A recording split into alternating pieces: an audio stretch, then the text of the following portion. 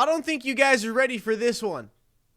This is a good one. Longtime Ripple central bank partner, Bank of London, behind the Great British Pound that has like the majority of all the volume on the Forex market on a daily basis. All right, this is going to get serious here. This is going to be about I'm estimating 150 milligram dose of hopium straight into your vein. This is a good one. Stay tuned for this one, guys. You're not going to believe what we are going to read that just came out about a month ago from the Bank of London that has just been discovered today by, longtime XRP community researcher Tehel Benedict. You guys aren't ready for this one, man. Stay tuned for what we are about to read. I am so excited to show you guys this, but make sure, first, do smash the likes and subscribe down below. Helps out the channel immensely, boosts this video in the algorithm. But real quick before we get into the news of today, and by the way, this is the only thing we're talking about today. What we have for you guys today, it's not like, a little, five, six little tweets. No, this is one piece of information for the whole video. That's how good it is, all right? First off, let's take a look at the top 10 cryptocurrencies of the day. Bam! Bitcoin down 2.5%, Ethereum down 4.4%, XRP down 6%, chilling at 38 cents per coin. Not doing too bad. XRP still playing out in the grand scheme cycle. Basically, if anytime we talk about XRP price, it's really just this is the same thing as this, and we are waiting for this, my friends. That's exactly how it goes. All right, so check this out. Coming from Mason Versilius here. I don't know how to pronounce his name. I don't know. Mason Versilius? Honestly, I don't know. But I do know if he's from Canada. Breaking, the Bank of London says banks need to be ready for clearing 2.0. That's the big word that the institutions are throwing around, which I think is a code name for XRP. It's called clearing 2.0. Okay? Embracing global networks such as Ripple and XRP. Let's read this right now from payments.com. And again, this isn't just a little random crypto article website or anything. This is like a credible, I would almost call it mainstream media source. Okay? Let's read through this thing. Cross-border demands banks get ready for clearing 2.0, October 13, 2022.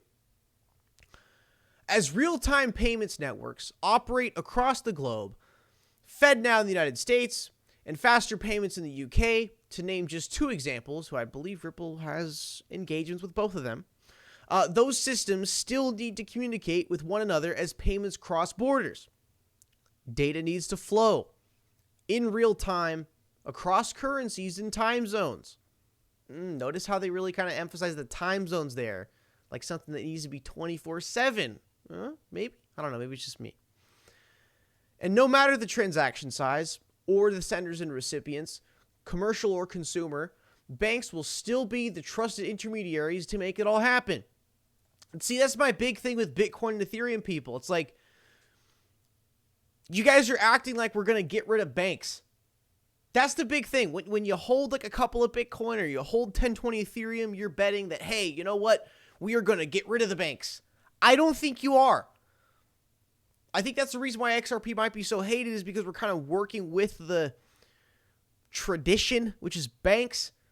I mean, banking is such a social and economic normal that's very, very hard to break away from. I mean, look, just the fact, proof that we're not going to get rid of banks is look at crypto. What do majority of people do in crypto? They buy crypto, they leave it on an exchange, which is basically a bank. It's just like up here, banks are so like ingrained in your mind that even in cryptocurrency where you don't need to store into an exchange, people still do it because that's what you normally do with everything. You just buy it and you leave it there instead of custodying it yourself. All right.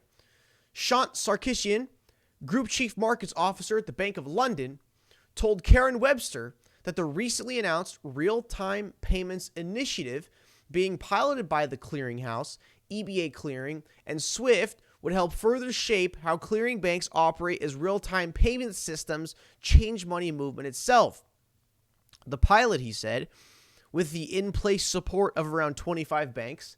And you know, a good amount of those are probably with Ripple. I know the banks aren't being named right now, but I guarantee you a lot of those are partners. Quote, is a further accelerant to what we can call clearing 2.0, which I think is starting to be the new code word for Ripple XRP, and shows what banks can do to be more effective, clearing the path for money movement. Clearing banks have been a mainstay in cross-border transactions and are needed to approve transactions that flow between accounts associated with various banking networks, where, say, a company with an account via Citibank in one country transacts with another firm's Chase account in another country. As funds are credited and debited, these clearing banks make sure that funds in the payer's accounts are able to cover the transaction and honor checks as they are drawn and sent. Traditionally, these same banks have had to capture money held in reserve to make sure that the transactions are completed. The real-time payment pilot and faster real-time transactions in general, he said, increases efficiency of these reserves. If the stated goal, as Russ Waterhouse, EVP of TCH, said recently, is to make cross-border real-time transactions as simple as domestic real-time payments, it's important for there to be an instant assurance that the sender has funds available to cover the transactions as counterparty banks communicate with one another. Again, it's the instant assurance. It's the one thing with Ripple XRP you don't get with the traditional system.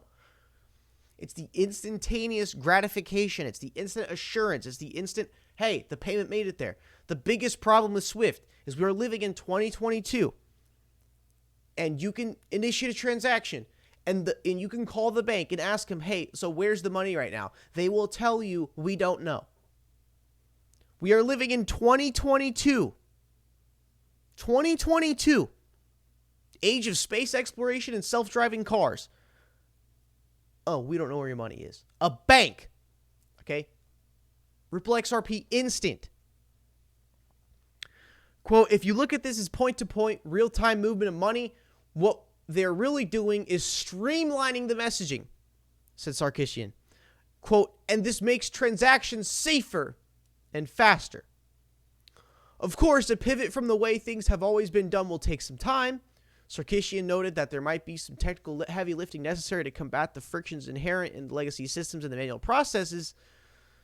Sarkisian said that there are enough tailwinds in place to spur banks to more fully embrace real-time cross-border transactions. Regulators are syncing to agree on compliance and messaging. The transaction dollar limits are being raised in many corridors, which will boost transaction volumes. Security is top of mind, flexibility too. One key area that needs to be addressed, said Sarkisian, lies with the know your customer and anti-money laundering, which is basically just catching fraud and criminals and gangs and drug money, shit like that, right? After all, he said faster payments can pave the way for faster fraud. Understandable. Understandable. You know what? The argument that crypto can make fraud faster, you know what? I agree with that. I agree with that. But at the same time, just because a revolutionary, world-changing, groundbreaking, core-shaking development can allow for faster scammers, faster fraud, does not mean we should ignore it. Because you know what? This right here, how many scam calls do I get per day that I don't pick up? About 7 or 8. Okay, so for sure, the mobile phones, the smartphones have allowed for definitely faster fraud and scamming. You know what else allows for faster fraud and scamming? Cars. Yeah. You know, pull up to a little deal where someone's selling like a couple of grams of you-know-what. Take the money, drive off. You know that banks started to be robbed much more frequently when cars were mass adopted. So, yes, of course, these brand new technologies that make people's lives faster, better, cheaper, more efficient, of course it will make fraud faster, better, cheaper, if that makes sense, right? And again, email, same thing. Internet, same thing. Makes fraud easier, but that does not mean we should shun the technology just because, it can make fraud faster. But again, I understand the argument. Banks will need to examine whether their fraud detection and prevention systems are caught up with real-time payments. The, quote, clearing 2.0, which I think is code word for Ripple XRP, The Clearing 2.0 bank must also be flexible enough to embrace the emergence of new point-to-point global networks such as Ripple and XRP, and to settle in whatever currency stakeholders demand. Settle with whatever currency stakeholders demand.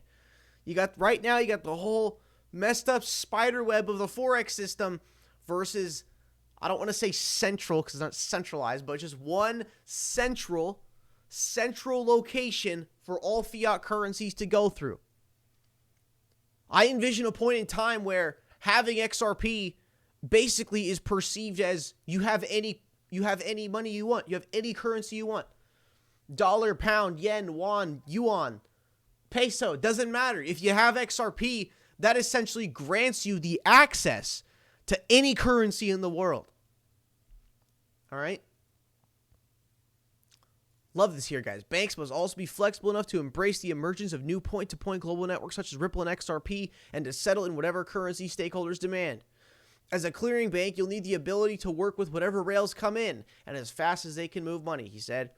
One key advantage throughout cross-border commerce as RTP networks communicate and interoperate is that the cost of the transfers will decline as transparency and security improve. As parties transact in real time, they won't be exposed to foreign exchange risk, he added.